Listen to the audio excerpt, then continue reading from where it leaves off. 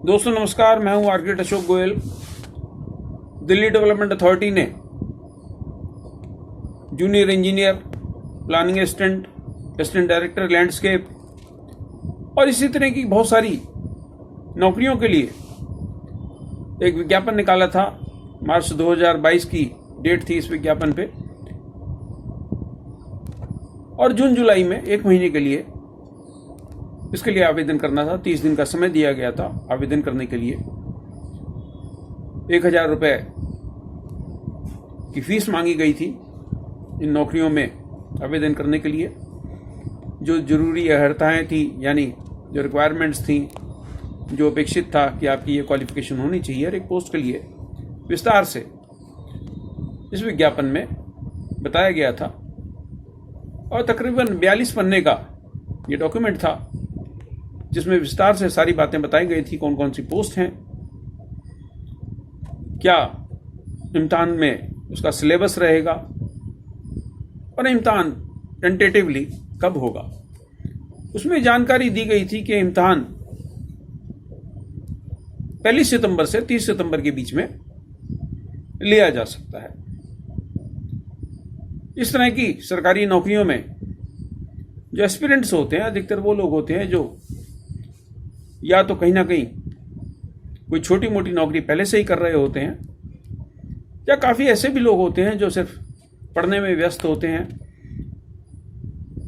और अपनी स्किल्स को डेवलप कर रहे होते हैं, स्किल्स को बढ़ा रहे होते हैं, तरह तरह की पुस्तकें पढ़ रहे होते हैं और कोशिश ये कर रहे होते हैं कि कोई भी इस तरह की सरकारी नौकरी अगर निकले तो उसमें जो प्रश्न पूछे जाएं उनकी तैयारी उनकी ज़बरदस्त हो। हमारी भी कुछ किताबें हैं इस प्रकार की। क्वेश्चन बैंक है हमारा, government jobs for architecture and planning का, जो इस तरह के एस्पिरेंट्स की मदद करती है। गेट की किताबें, गेट आर्किटेक्चर प्लानिंग की किताबें भी इसमें काफ़ी मददगार साबित होती हैं। मेरे अलावा और भी बहुत सारे ऑथर्स हैं जिन्होंने इस तरह की किताबें तैयार की हैं गवर्नमेंट जॉब्स की, एस्पिरेंट्स के लिए, प्लानिंग असिस्टेंट के लिए, आर्किटेक्ट्स के लिए, असिस्टेंट डायरेक्टर की पोस्ट के लिए। और हमने काफ़ी अपनी किताबों में इस तरह के पेपर्स भी इनकॉर्पोरेट किए हैं जो तरह तरह की गवर्नमेंट जॉब्स में पहले पूछे गए हैं। बहरहाल मुद्दा ये नहीं है। मुद्दा ये है कि एक तो 1000 रुपये फीस आपने एस्पिरेंट से ली, जो मैं समझता हूँ बेरोजगार लोगों से लेना उचित नहीं है। सरकार के पास बहुत सारा पैसा है, बहुत सारा फंड है, हर मिनिस्ट्री को बहुत सारा पैसा मिलता है जो मेरे और आप जैसे टैक्स पेयर्स की तरह तरह के टैक्सेस से वसूला जाता है। तो एक बेरोजगार व्यक्ति से 1000 रुपये की फीस लेना उचित नहीं है। और इस फीस में SC/ST को और महिलाओं को छूट दी गई थी। ये एक बड़ी विचित्र बात है कि आज विमेन एम्पावरमेंट की बात होती है तो आप महिलाओं को कमज़ोर समझ रहे हैं, SC/ST के तरह से उनको कमज़ोर समझ रहे हैं, और उनके लिए आपने नौकरी के लिए फ़ीस माफ़ कर दी और जनरल कैटेगरी के लोगों के, पुरुषों के लिए आपने 1000 रुपये की फ़ीस वसूली। मुद्दा ये भी नहीं। मुद्दा ये है कि जब आपने तय किया कि आप इनके जो कॉम्पिटिटिव एग्ज़ाम्स हैं वो 1 सितंबर से 30 सितंबर के बीच में लिए जाएंगे, टेंटेटिव डेट आपने अपने जो 42 पेज का डॉक्यूमेंट था उसमें डाली, और अचानक 25 जुलाई को आप फैसला करते हैं कि आप प्लानिंग असिस्टेंट की पोस्ट के लिए जो कॉम्पिटिटिव एग्जाम है वो 16 अगस्त को ले लेंगे। इस तरीके से 2-3 और पोस्टों के एग्जाम इन्होंने तय कर लिया कि हम 16 अगस्त को ले लेंगे। देखिए, जब भी कोई एस्पिरेंट किसी भी जॉब के लिए अप्लाई करता है तो उस डॉक्यूमेंट के ऊपर भरोसा करके चलता है जो डॉक्यूमेंट वह सरकारी महकमा, इस बार इसमें DDA था, दिल्ली डेवलपमेंट अथॉरिटी, दिल्ली विकास प्राधिकरण, वो अपनी वेबसाइट पे अपलोड करते हैं। जब उस डॉक्यूमेंट में आपने स्पष्ट रूप से बताया कि आप 1 सितंबर से 30 सितंबर के बीच में इम्तिहान कंडक्ट करेंगे, तो उसको प्रीपोन्ड करके 16 अगस्त को कंडक्ट करना एस्पिरेंट्स के साथ नाइंसाफी है। आमतौर पर इस तरह के इम्तिहान में जो पिछला मेरा अनुभव रहा है, जो मैंने इम्तिहान के पेपर देखे हैं, 150 से 200 प्रश्न पूछे जाते हैं, 150 to 200 क्वेश्चंस, और दुनिया जहान के सवाल इसमें पूछे जाते हैं। अगर आप इनका सिलेबस इनके 42 पेज के डॉक्यूमेंट में देखेंगे तो बहुत लंबा चौड़ा सिलेबस है। तो ये आप अपेक्षा करें कि क्योंकि आप आर्किटेक्ट हैं, 5 साल आपने पढ़ाई की है, आपने बी प्लानिंग कर रखी है, आप प्लानर हैं, तो आपको सब कुछ आता होगा।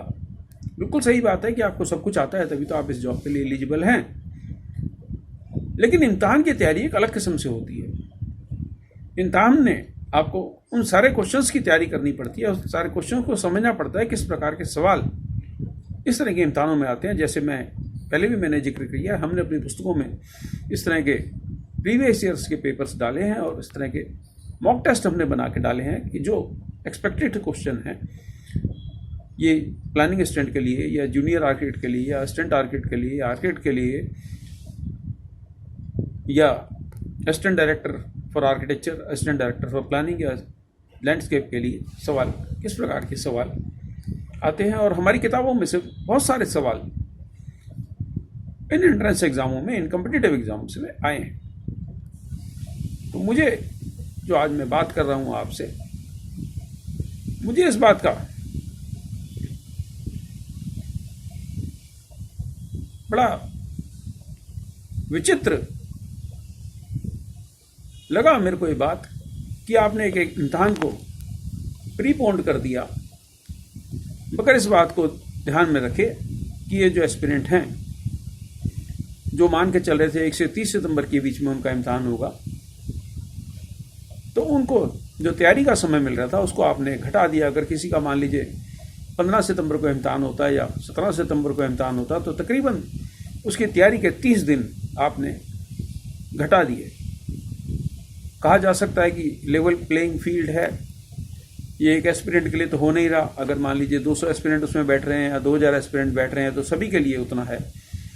बिल्कुल ठीक है आपकी बात कि ये लेवल प्लेइंग फील्ड है और सभी के साथ बराबर का ये बर्ताव हो रहा है।